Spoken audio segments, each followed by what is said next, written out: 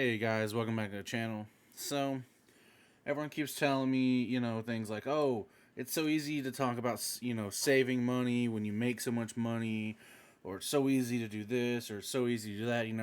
If I just had like $100,000, I could easily, take care of everything. Okay, well then what would you do with $100,000? Like, what if you won the lottery, right? Or someone came up to you and just gave you $100,000, right? So let's just say you won $100,000. What are you gonna do with it, right? Maybe you got a house that's not paid off yet. Maybe you know, maybe you don't have any student loan debt. Maybe you do have student loan debt. Maybe you're already, you started a 401k plan with a solid like investment portfolio. Maybe you haven't, right? So let's get into, some of your options, some of, the better options, the worst options, or maybe just some good ideas to start with, right? Because, you know, I don't know where people come up with $100,000 or like $1 million, right? It's a very specific amount of money, right? But you could really pick any number here and it doesn't matter, right? Because what's gonna matter, it's gonna be, your framework, your mindset for dealing with this lump sum of money. This, because that's a lot, right? You could get it from an inheritance, or maybe you made that online business and you started making money on it and you hit $100,000, right? You won a lottery ticket, or maybe you invested, $10,000 in Dogecoin, it shot up in price, and you're a millionaire, right? You know, it, it could just be anything, right? So, what I like to do is I like to think about it in the same way as, like an investor approaches an asset allocation. If you have a preset asset allocation in place, you don't have to think about where to put your money when it's time to invest it, right? You're just going to simply invest your capital in proportion to your pre-selected weights, right? So when you have those allocation weights, you know what percentage goes where and how everything gets, distributed. That's going to be, the beauty of having an investment plan already, right? You make good decisions ahead of time so you don't get paralyzed when it's time to make a move. As soon as, you get the money and you need to do something with it, you already know how much goes where, what you need to do with it, how to do it, and you just do it, right? The difference when dealing with a lump sum that has no job attached to it, it's gonna, now making a savings allocation decision, right? Your savings allocation could include, now this isn't an all encompassing list, it's just some things that your saving allocation, could include, right?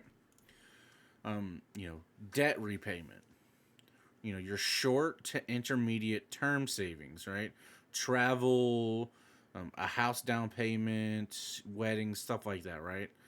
Taxable long term investments, tax deferred retirement savings, right? You could even, donate some money, give some away, giving to those in need. And I'm sure there's going to be, some financial obligations here, but, you get the point, right? So the idea with a savings allocation is to have some general sense of how to allocate any variable or one time income or money that comes in. So, as an example, every time you earn a bonus, or maybe your side hustle earns you a little bit extra money that you weren't expecting, or maybe it earns you a lot of more money that you weren't expecting, right? Maybe your YouTube finally got monetized and all of a sudden you're making $50 a week, or maybe you started selling merch on a website and all of a sudden you're making $500 a week. Like, who knows, anything can happen, right?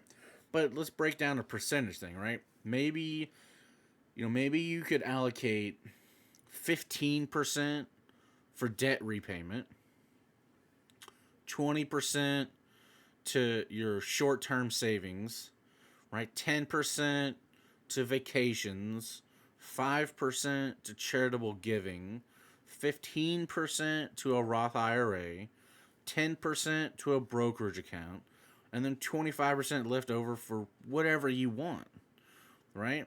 So, just like your asset allocation, your savings allocation weights depend on your circumstances, needs, and financial position, right? So, of course, if you've got a bunch of student loan debt, the 5% for charitable giving might need to go to student loan debt. The 25% left over, you might need to go to student loan debt, right? Instead of 15% to a Roth IRA, maybe you make that 5%, take 10%, put it to your student loan debt. Or maybe, you only have X amount of dollars left to pay off your house and you want to go ahead and get that out of the way.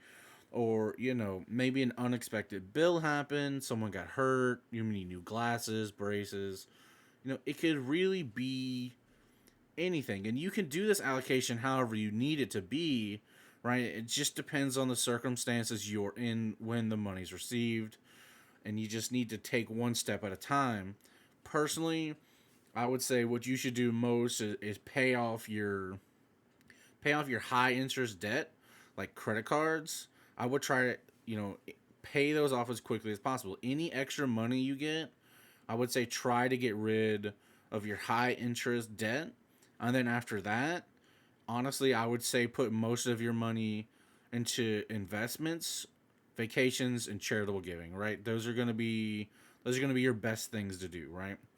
And I would say that the 25% I put in the allocation or whatever for whatever you want, that's an important one, right? Especially for some people who take their personal finances very, very seriously, right? Because it's important to give yourself permission to splurge, go out and have fun. Just because here recently, I just had my birthday, and a lot of people are asking me, well, what are you gonna do? What are you gonna do? And I'm like, well, I don't do anything for my birthday. They're like, oh, but all you do is save your money. Like, you need to, when I thought about it, I'm like, man, they're right. So, my dad and some of my friends, we all went out to eat. We had a night downtown, and, we just had fun. It was great. I enjoyed it, and honestly, I should probably do it more often. But setting aside whatever money gives you the ability to let loose with your spending without compromising the rest of your finances, that it feels good, right? It just feels good. Maybe you haven't been spending your money a lot and you want to buy a bunch of clothes or shoes that you normally don't buy, right? Pay for a round of drinks for your friends at the bar, or go to a concert, or go to a show, or go do one of your extracurricular activities that you like doing. I know some people who like golfing, right? Maybe there's an expensive course you can't go to very often. Go there. A spa day. Anything you want to do, now that if you have that extra money to do it, right? Just not all of it, right? Just a portion of it. Because life's too short to save everything, right? And if you're conscious of the fact that this money serves a purpose as a relief valve, right? A release valve within your finances, you don't have to feel bad about, wasting it, right? As long as you're already saving money elsewhere for other goals, it's fine to go nuts with a portion of your money on occasion, right? Notice we said on occasion. This isn't something like every time you get paid, you want to go out and drink. You can't do that. Every time you get paid, you want to go buy a new pair of shoes or, a new watch. No, that's not what we're talking about here, right? Because otherwise, what's the point of saving in the first place if you never get to spend it, right? Just remember, on occasion, not very often, right?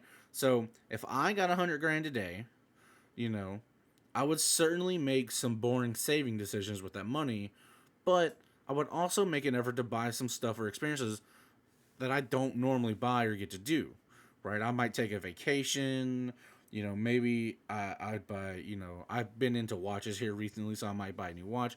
Who knows? But I would definitely save the majority of it and probably have a nice dinner out with a friend or something, right? So really comes down to, again, like I said earlier, the situation you're in and the allocation that you feel is best for you, right? I really hope you guys enjoyed this video. If you did, if you can go ahead and give it a thumbs up, subscribe to the channel, I'd really appreciate it. Until I see you guys in the next episode, y'all be safe.